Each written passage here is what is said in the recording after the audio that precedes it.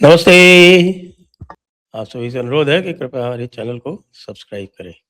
जी हाँ, आप सभी लोग देखते हैं, बहुत सारे लोग सब्सक्राइब नहीं किए हुए हैं अभी भी और मैंने सबका हिसाब-किताब देख लिया है। तो जिन लोगों ने नहीं किया हुआ है, सब्सक्राइब कर लें भाई, ज़रा-सा टाइम लगेगा, फटाफट नीचे जाएँ, सब्सक्राइबर बटन दबाएँ, साथ में बेल आइकन भी दबा दें, नोटिफ़िकेशन आ जाया करेगा और वीडियो भी लाइक कर दें। है ना? सिंपल सी चीज़। तो अब बात करते हैं सुप्रीम कोर्ट के साथ हमारा जो विपक्ष है वो किस तरह के खेल खेलना चाह रहा है। बहुत ही गंभीर मसला है ये, बहुत ही गंभीर मसला है और मुझे लगता नहीं है कि विपक्ष इसमें से बचेगा। क्योंकि जो काम विपक्ष ने किया है, वो अभूतपूर्व है। अभूतपूर्व है और उसमें कौन-कौन सम्मिलित है? उसमें वे सभी सम्मिलित हैं जिन्होंने एसआईआर का विरोध किया था। एसआईआर के विरोध में आपको ध्यान होगा कि कांग्रेस ने पूरी एक पूरी एक रैली क्या निकाली थी, उन्होंने तो पूरा एक मूवमेंट चलाया था और यात्रा निकाली थी बिहार में। और उसके बाद सुप्रीम कोर्ट जो है वो एसआईआर को जस्टिफाई कर चुका है, एसआईआर को सही ठहरा चुका है। टीएमसी ने जब रैली निकाली थी, टीएमसी ने जब सुप्रीम कोर्ट में चैलेंज किया था, उसको चुनौती दी थी। उसके अतिरिक्त स्टालिन ने और बहुत सारे लोगों ने उन्होंने चुनौती दी थी। सारी चुनौतियाँ जो है वो खारिज हैं और अब केवल फाइनल जजमेंट पर रखा हुआ है जिसके लिए फाइनल हियरिंग इत्यादि बाकी है उसके लिए।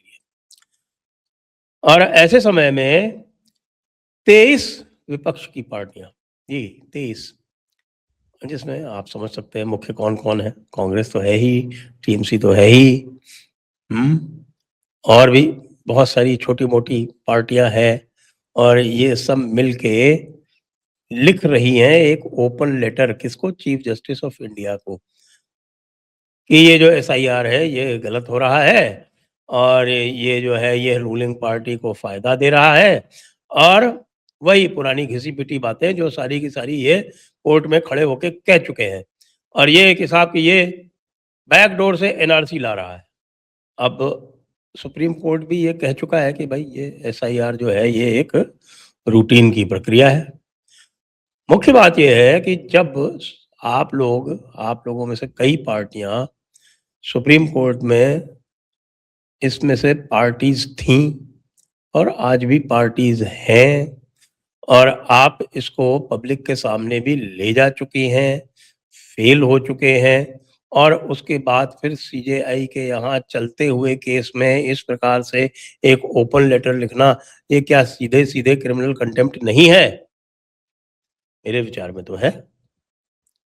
जो भी मैं कानून समझता हूँ, क्रिमिनल कंटेम्प्ट क्यों है? क्रिमिनल कंटेम्प्ट ये है कि साहब डायरेक्टली और इनडायरेक्टली यदि आप किसी भी केस को प्रभावित करने का प्रयत्न करते हैं, तो वो क्रिमिनल कंटेम्प्ट होता है। जब आप कोर्ट के किसी आदेश की पालना नहीं करते हैं, तो वो सिविल कंटेम्प्ट होता है। यहाँ आप कोर्ट में चलते हुए केस को आपके इस ओपन लेटर से सीधे-सीधे प्रभावित करने का प्रयास कर रहे हैं। तो क्यों ना कोर्ट यानी चीफ जस्टिस ऑफ इंडिया जिनके यहाँ केस चल रहा है ये, क्यों ना वो इसको सीधा-सीधा क्रिमिनल कंटेम्प्ट का मामला माने। मुझे तो लगता है मानना चाहिए और ना केवल मानना चाहिए, मुझे तो ये भी लगता है कि जी हमारे कुछ पब्लिक स्पिरिटेड लोग हैं जो उनको बाकायदा इस पर क्रिमिनल कंटेम्प्ट का मुकदमा चलाने के लिए अटॉर्नी जनरल से परमिशन मांगनी चाहिए क्योंकि क्रिमिनल कंटेम्प्ट का मुकदमा जो है वो अटॉर्नी जनरल की परमिशन से ही चल सकता है। तो इसके बारे में और जो पब्लिक स्पिरिटेड लोग हैं उसके ऊपर विचार करें। दूसरी बात इसमें ये कह रहे हैं कि साहब कि ये बैकडोर से एनआरसी लाने का प्रयास है।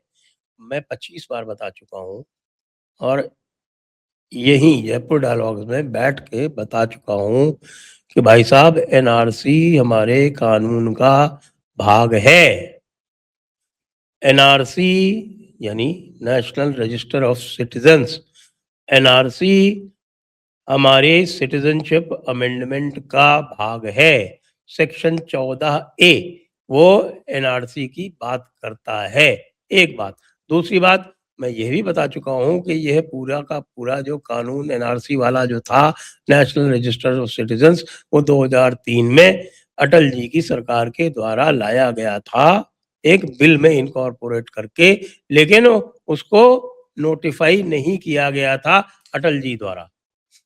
यानी यद्यपि बिल पास होके एक्ट बन गया था, लेकिन उसमें ये था कि भाई जो भी सेक्शंस नोटिफाई किए जाएंगे वो वही लागू होंगे। तो अटल जी ने इसको नोटिफाई नहीं किया था, उसके बाद उनकी सरकार चली गई। उसके बाद दिसंबर 2004 में मनमोहन सिंह सरकार ने इस सेक्शन 14A को नोटिफाई किया था। तो एनआरसी कौन लाया? एनआरसी कांग्रेस सरकार लाई। अब उसके लिए कुछ रूल्स इत्यादि बनने थे, और रूल्स इत्यादि बनने में एक नेशनल पॉपुलेशन रजिस्टर बनना था।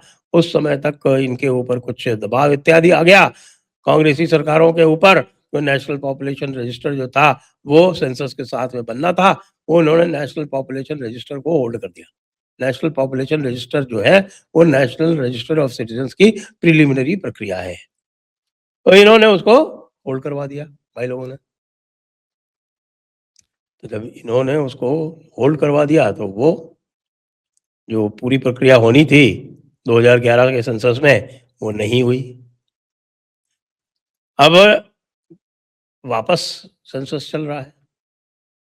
अब सेंसस चल रहा है और इस बार पूरी तरह से डिजिटल हो रहा है। जो भी आंकड़े आते हैं उसको नेशनल पॉपुलेशन रजिस्टर में पॉपुलेट करने में मिनटों लगेंगे, मिनटों मिनटों। अब ये घबराए हुए हैं। अरे भाई, नेशनल पॉपुलेशन रजिस्टर अब जिस प्रकार की जो डिजिटल प्रक्रिया है उसके आधार पर आसानी से हो सकता है। तो अब एक नेशनल पॉपुलेशन रजिस्टर बना लें, नेशनल पॉपुलेशन रजिस्टर के बाद फिर उसने सबको इंडिविजुअली वेरीफाई एक बार फिर से करके और उसको नेशनल रजिस्टर ऑफ सिटीजन्स बना के उसको एक सिटीजन का सर्टिफिकेट दे दें।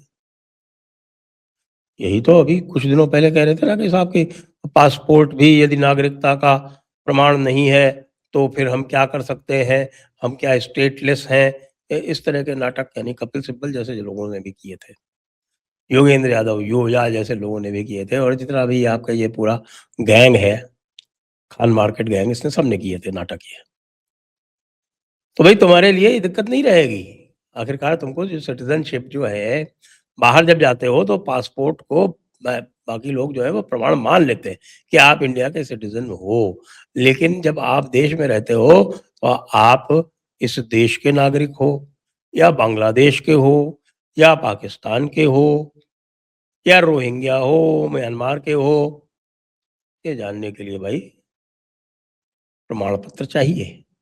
और वो प्रमाण पत्र एनआरसी ही हो सकता है, और एनआरसी कानून में है। तो इसलिए ये कह के जो है वो मुद्दे को भटकाने का प्रयास आप लोग क्यों कर रहे हैं? और आप लोग क्यों कर रहे हैं वो हम जानते हैं। वो हम जानते हैं कि साहब की आप लोगों की जो प्रक्रिया है, विशेषकर से कांग्रेस की बात करें तो कांग्रेस के जो पुराने जो नेता थे, वे मन ही मन अंग्रेज थे। और पता नहीं वो जानबूझ के थे या चूँकि वो अंग्रेज़ थे, इसलिए एक स्वाभाविक रूप से, सहज रूप से उनका स्वभाव था कि वो जो भी हिंदू रीति-नीतियाँ थीं, उनके विरोध में अक्सर खड़े मिलते थे। हालाँकि इंदिरा गांधी तो जो थी वो तो ओपनली हिंदू रीति-रिवाज भी माना करती थीं। तो ये इस परिवार के जो पहले 3 पीढ़ी के लोग थे, यानी कि हमारे चाचा नेहरू और इंदिरा गांधी जी और राजीव गांधी, ये तीनों भले ही अंग्रेज रहे हों, ब्राउन सिपाही रहे हों, ब्राउन कुली रहे हों, लेकिन ये मन से देश विरोधी नहीं थे।